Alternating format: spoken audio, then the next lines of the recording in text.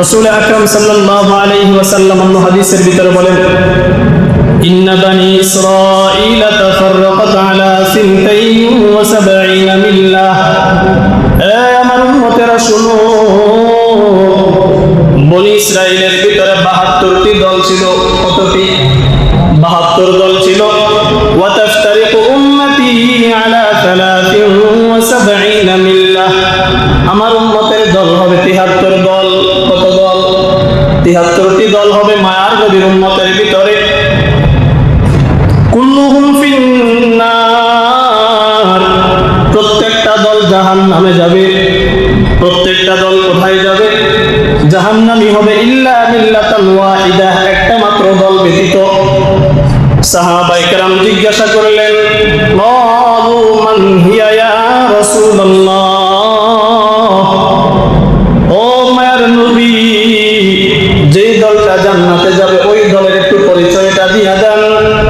মায়ার নবী বলে, ক্বালা মা আনা আলাইহি ওয়া আসহাবী, আমি এবং আমার সাহাবায়ে কেরাম যেই পথ যেই মত অনুসরণ করতেছি, যেই পথ যেই মত অনুসরণ করে চলতেছি, ওই পথ ওই মত যারা অনুসরণ করবে তারাও জান্নাতে যাবে।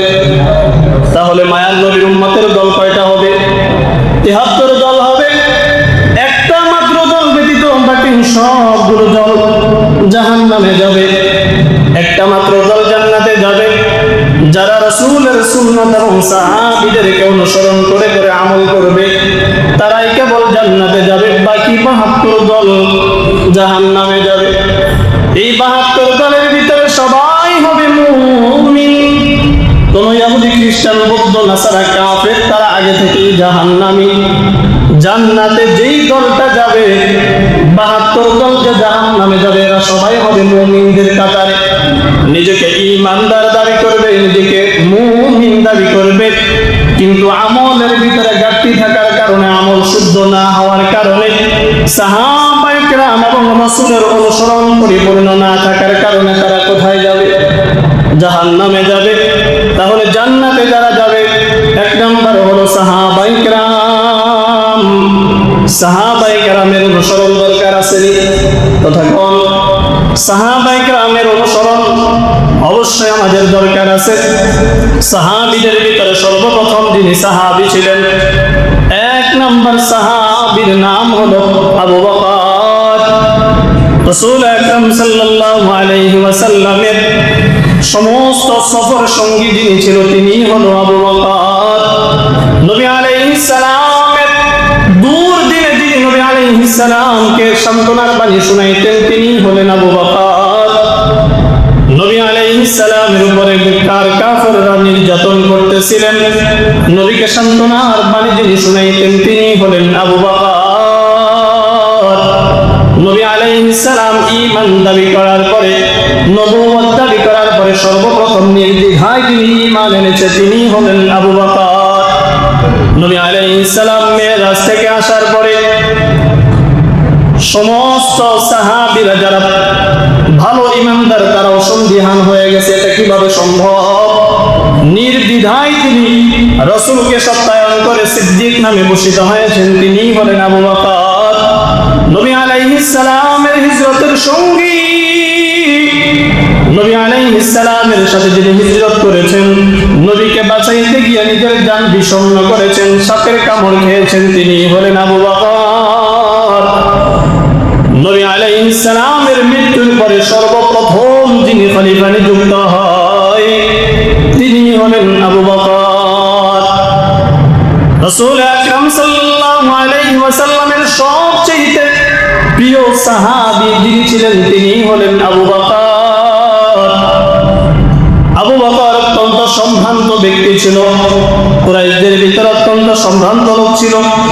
তারপরেও নবীর উপরে ঈমান আনার কারণে আবু বকর রাদিয়াল্লাহু তাআলা আনহুর উপরে অকথ্য নির্যাতন চালিয়েছেন।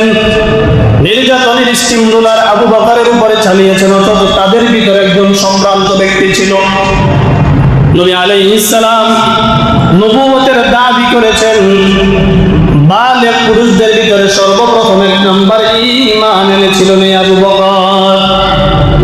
আবু বকর রাদিয়াল্লাহু তাআলা আনহু লোক ছিলেন। এখনো যাদের নাম আবু বকর হয় তারা একটু নম্র স্বভাবের হয়, ঠিক নেই? ওই নামের আসল আবু বকর নাম যাদের হয় তারা একটু নম্র স্বভাবের হয়, ভদ্র হয়।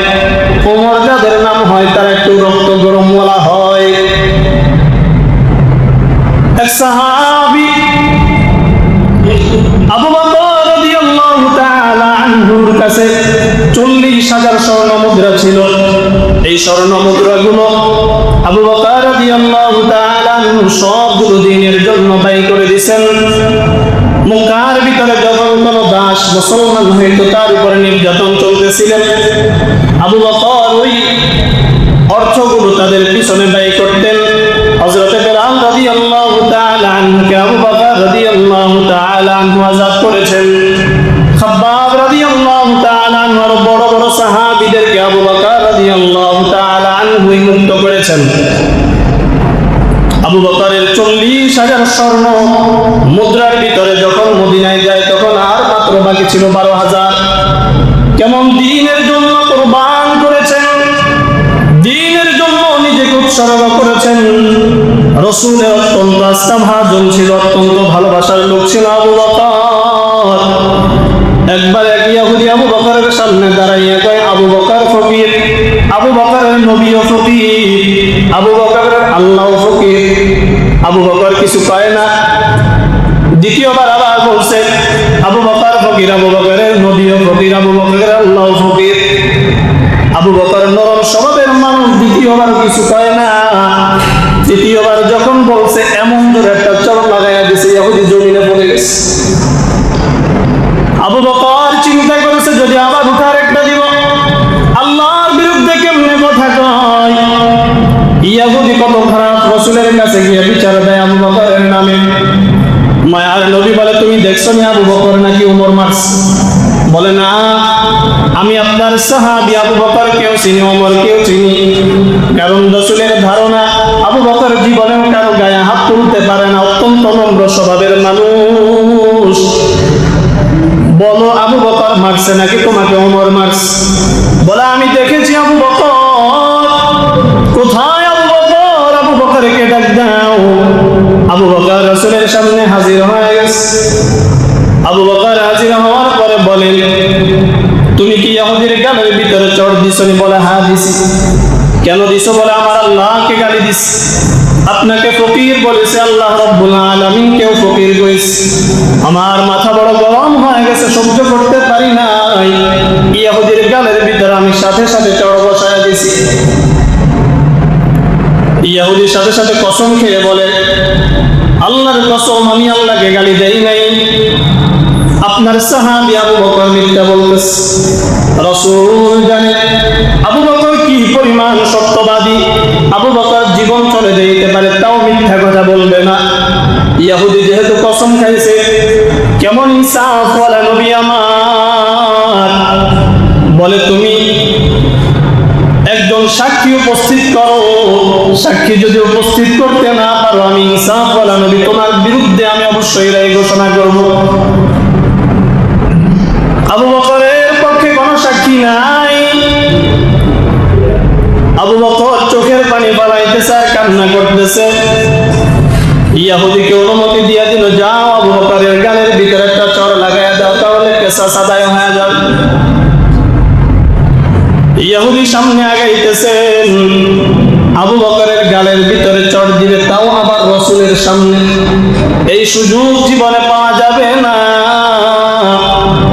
সামনে অগ্রসর হইলেন, জিবরাইল আমিন এসে হাজির হয়ে গেছে। জিবরাইল আমিন ডাক দিয়া কয়, ও রাহমাতুল লিল আলামিন, সাক্ষী চান? আমি সাক্ষী দেব।